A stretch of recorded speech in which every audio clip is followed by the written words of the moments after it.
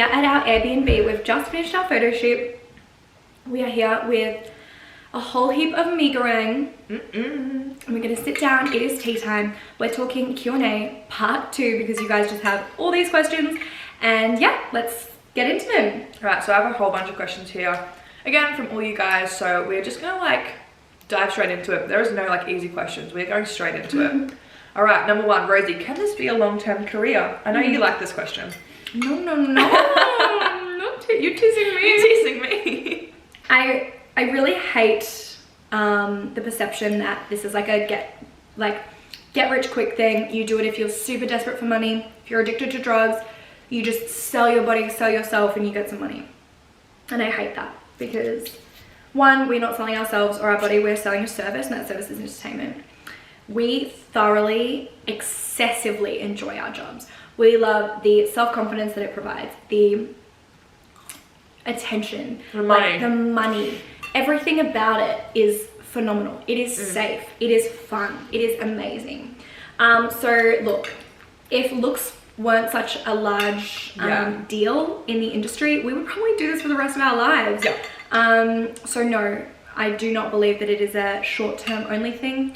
In saying that, it is not for everybody, and if you do it and you don't like it, don't do it. Only do it if you love it.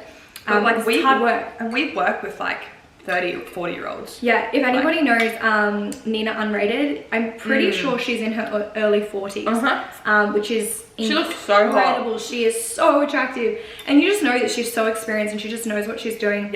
So yeah, please, it is a career. It is not just it can be a long-term career. 100% can be. It's whatever you make it. Agreed. This one might be for me because I have more of it. Do patrons comment on stretch marks and cellulite? I have both. So I have stretch marks under my boobs because I gained a lot of weight really quickly, and I also have like crazy cellulite on the back of my legs and like a bit on my quads, and like you have a little bit but like not as much. I have never ever had someone comment it personally to me. I can't speak for everyone obviously, but like it's pretty obvious. You can see it like on stage. You can see my cellulite, and maybe you can see my stretch marks. I don't know, because my boobs got really big really fast. But I've personally never had a patron comment on it. I don't think I would care. I'd just be like, okay, like they are there. That's fine.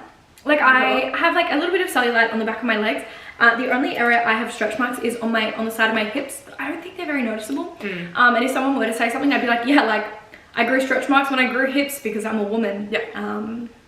I don't think I'd be very offended by it. In saying that, what I think some people sometimes actually can bring up is self-harm scars. Yes. Okay. Yeah. So you know, you do run into some girls in the industry who have like some scars and that sort of thing, and unfortunately, like patrons have said to me like, oh, like look at that, like it's so sad, and like in their mind, I'm sure that they're not meaning it maliciously. Like they're like, how could someone so beautiful do that to themselves? And but it's also like it is uncomfortable because I don't think it's appropriate to talk about. Everyone can see it. Everyone knows it's there. Everyone knows what it is. It's just best not to talk about it. I've never had anyone say that directly to me, only sort of talk about other people's appearances, but not specifically about anything other than self-harm. No. Okay, what do you do to cope with mental and emotional fatigue? So this job obviously is like super mentally and like emotionally and like even like sexually draining, obviously, because physically that's what we're doing.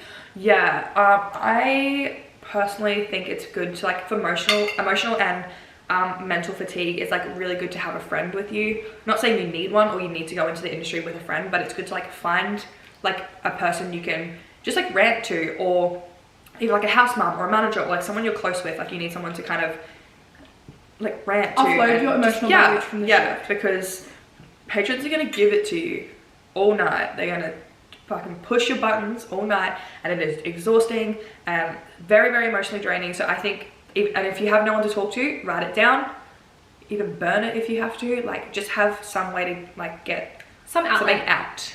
I agree. I think that's probably the main way to do it, I guess. I would say, I think we answered this in our first Q&A, but allocate the days you're working and allocate the days you're not working. And so you have that plan in advance. You're going into work mode and then you come out of work mode. And then when you're at home, you dedicate some time to talking to customers or doing OnlyFans, and then you switch off and you can do your own thing, have some time off, switch off, recharge. It is, I don't think, very beneficial to always be checking your OnlyFans or checking your DMs on your stripper account or anything like that, because fatigue, like your social battery will run out, and you'll begin to resent yourself and your job and your clients, people giving you money. So yeah, just take care of yourself. So the next question is, how do you hype yourself up for work if you are not feeling it? How do we do that? So you definitely look at each other. You definitely let your emotions affect you more when we're at work. So if she's like in like a shitty mood or something's happened like drama wise, like it'll let like her mood affect her, and I have to be like happy, money. And then we're like, we have to actively try to fake it. Yeah. And then once you get out there and once you start earning money, like it's fine. Yeah. You gotta look at each other. You just gotta fake it till you make it. Act confident, no one question you. We used to manifest a lot. We love manifesting. We believe in manifesting. We used to be like, we are, what did we used to say? Rich, generous, easygoing men are attracted to us. We'd like repeat that. I guess that kind of gets you in the mood. But sometimes, yeah, you just have to fake it. There's no real way around it. You just have to be like. We often dread going to work, but when we get there, we're like, it's fun when you're there. This is what we do. Yeah, you just gotta literally just pretend until you are good.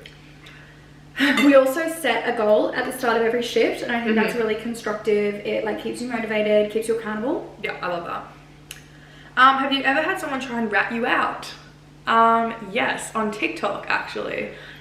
Someone kept commenting our real names and like where we went to school and like all this stuff, and we had like screenshots and all this stuff. I think that's the only time, like, I don't,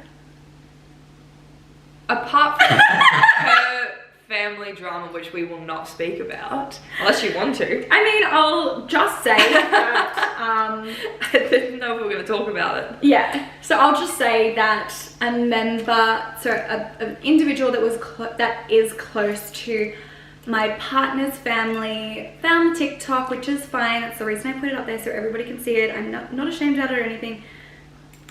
Showed my mother-in-law, and then that's that. That's that. Unfortunately, I didn't have any experience with anybody not accepting me or not supporting us. We have really awesome people in our lives, and that was sort of the first instance of just absolute horrific drama. Disrespect. Yeah, anyway, so that happened and I was outed, and that person didn't speak to me about it, didn't address it with me first, didn't even have the courtesy to tell me that they'd done that.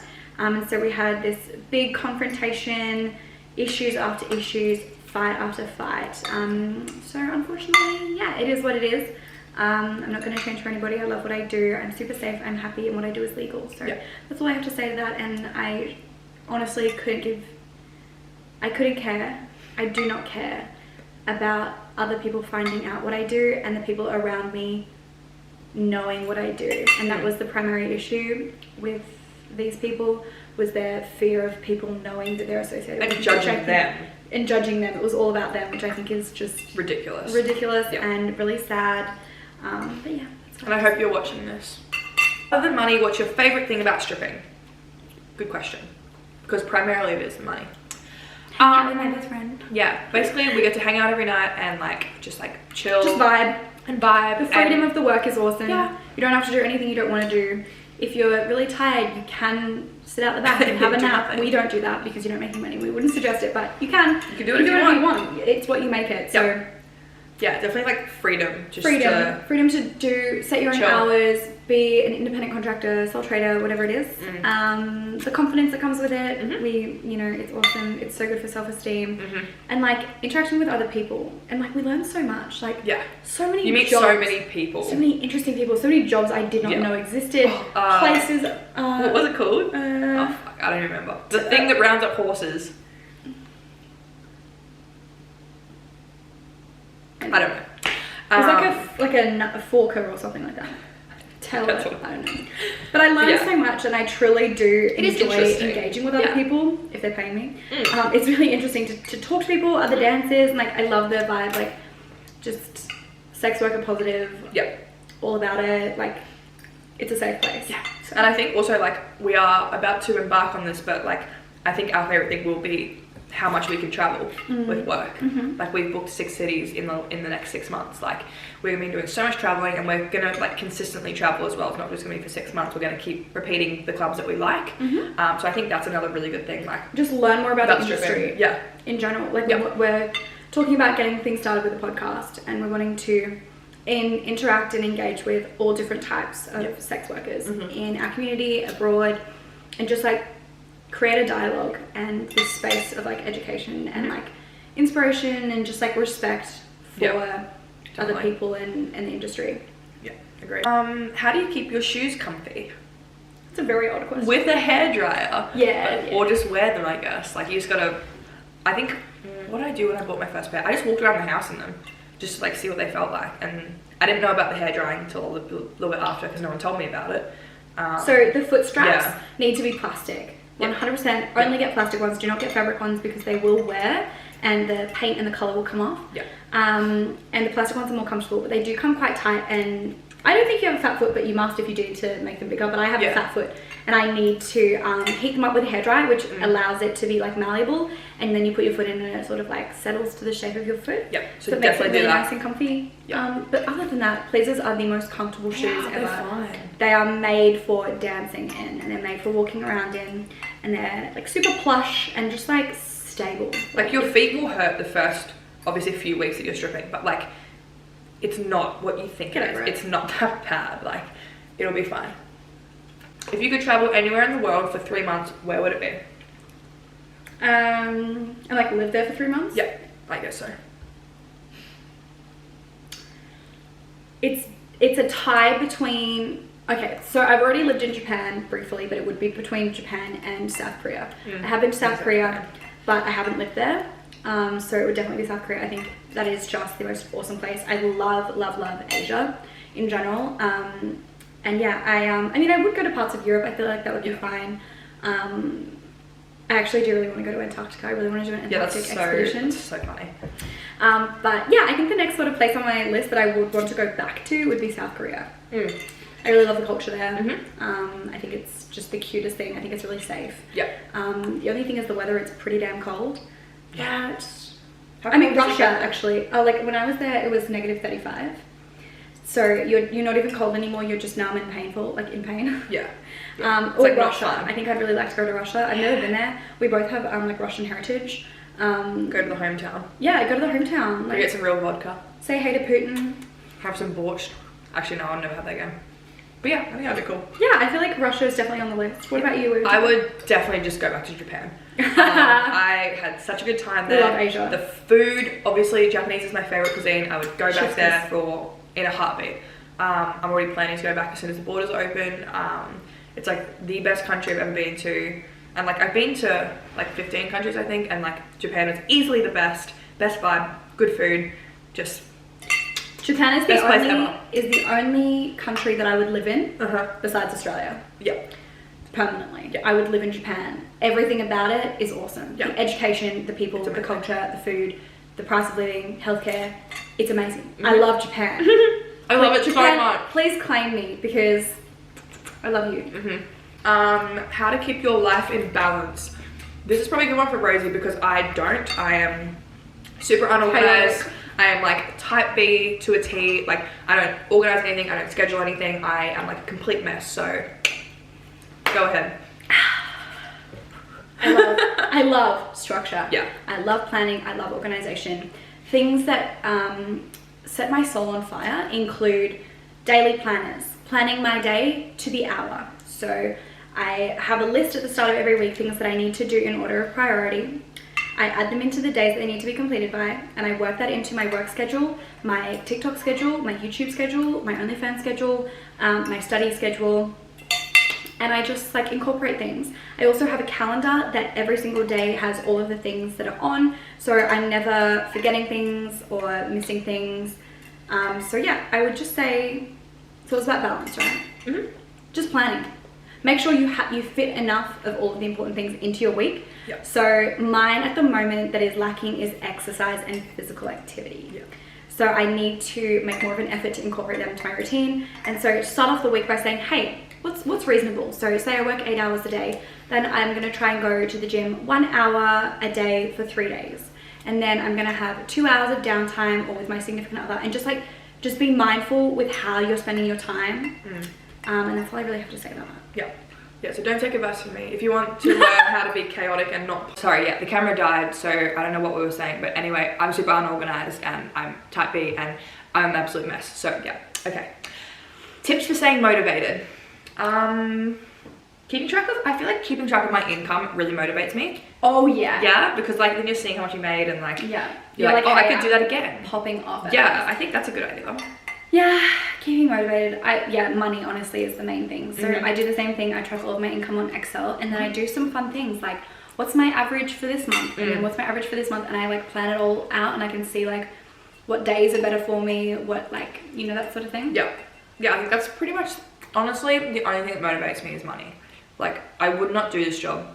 Yeah. As much as I love it, I obviously wouldn't do it if I wasn't getting paid as much as I am. So the only way to keep me motivated is to work hard, so you're making money, so you're motivated to continue to make money. Like, that's what you got to do. Like, and just keep track of how much you're making. You're like, wow, I love that. Yeah, there's no other way to put it. Like, that's what you got to do. Do we exercise, and what is our routine? Personally, not currently. So when I was a kid, I grew up from about 11 to about 20, I would say. I played netball, and I actually ended up at like a semi-professional level. So I was really, really high up, and I was playing netball. I was doing maybe 10 sessions a week. So 10 sessions in a 7-day week is ridiculous. And like, I wasn't eating enough, and I just had the most ridiculous metabolism. So I stayed really, really little, and everyone was like, wow, like, obviously you work out so much. I'm like, yes, I do. But like, that's why I was so skinny. And I kept my metabolism for a while after I stopped for maybe a year or so.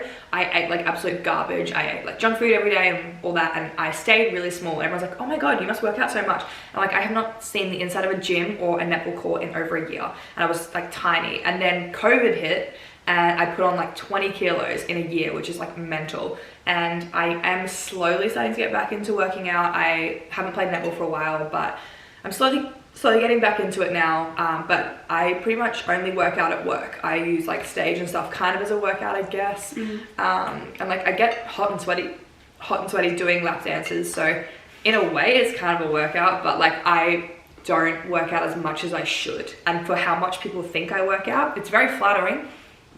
Very flattering. Everyone's like, oh my God, like, how do you keep your body so tight? I'm like, next question. So yeah, long story short, I used to, and I do not now. I guess I'm kind of similar. Like, I did so much sport growing up, like competitive individual sports, in particular. So I was a competitive state gymnast for like 12 years. And then I got into track and field, and again, I was competing at the state level. And then when I graduated high school and I moved cities, I was only doing soccer and going to the gym. So that was like a little bit less than I was used to. I used to work out every day, like throughout high school and like throughout my teenage years. And then in the last, I would say like before COVID, I was going to the gym probably 6 days a week, and I was doing competitive Olympic weightlifting and CrossFit. And I did some bodybuilding competitions, and I absolutely enjoyed that so much. But since COVID, I am still very passively doing CrossFit and lifting. So I'm only doing like 2 sessions a week at the moment, just because that's what makes me happy, and I go in and out of funks, and if I'm not loving it, I'm not going to force myself to go. Yeah, so I mean, I think we would both like to be a whole lot more active than we are, but it's just the reality that we're not peaking at the moment, and that's okay. Yeah. And at the end of the day, this job does nothing for that situation, because I always get told, you look amazing. Yeah. Your body looks great. Yeah. You look so athletic. Anything. You are an ethereal being. You look so athletic. You are so fit. Like, how do you keep this? And I'm like, I'll hype you up. I eat Maccas 4 times a day. We probably don't need to hear it. Don't do anything. So my work does nothing for that. They don't. They should just be like, you fat bitch, go to the gym. And I'll be like, look, maybe fair enough. But I've had a gym membership now for 2 months. I have been one time. Thank you guys. I've been, but I went once, and then I went back into old habits. So I do want to maybe get back to that. So maybe we could go on camps, we could go for walks. Let's walk together. Nice. Let's be walking buddies. Walking buddies, because we love to gossip. Yeah, so maybe we'll do that. But yeah, we'll bring you guys along on lives. That's the story. Okay, what are your hobbies? Ooh, hobbies, I feel like I have some pretty diverse hobbies. Yeah. So I really love playing golf. I've played golf my whole life, and I actually used to be on TV for golf. I used to compete, and my partner and I currently play golf probably like once a week. We'll go and play some golf together, and I absolutely love that. It's so fun for me. I feel like an old retiree. Are you eating? Yeah, I'm just like grazing. I'm like pretty full. Oh, you can have it. This is why I'd gain 20 kilos. I will eat everyone's leftovers. Also, I love eating out. That's like my favorite thing. I love dining out and trying new foods and just like the social aspect of eating out. I love cooking. I love just like being a homebody. I love cleaning my house, maintaining my things, being organized, being structured, planning out my life, planning out my days. I really love studying and learning new things. And I really like designer things. Like I really love high-end fashion. Hobbies. I have two main ones. I'm pretty boring, but I do like making grazing boards. Food assembly. Yeah. Food eating. Yeah. So I like making big, elaborate, like bullshit grazing boards. I really like them. I now do it as a small, like little side business. It just brings me so much joy, like creating something like beautiful out of food and food that I like. I don't know. It's our love language. I don't know what it is. Feeding people. I just really like it, and like I've been making them for like over a year, and then people are like, oh, like can you make one for me? Like we'll pay you. And I'm like, okay, period. So yeah, that. Okay, the camera died, but for the second time. Basically, what I was saying is one of my hobbies. Oh yeah, I like making grazing boards. And I also used to be massively into gaming. I really enjoyed it. It was really fun. I really got amongst the like the Among Us and like all that like Fall Guy and all that kind of stuff. I do play just Age of Empires at the moment, which is like lame, but I really like it.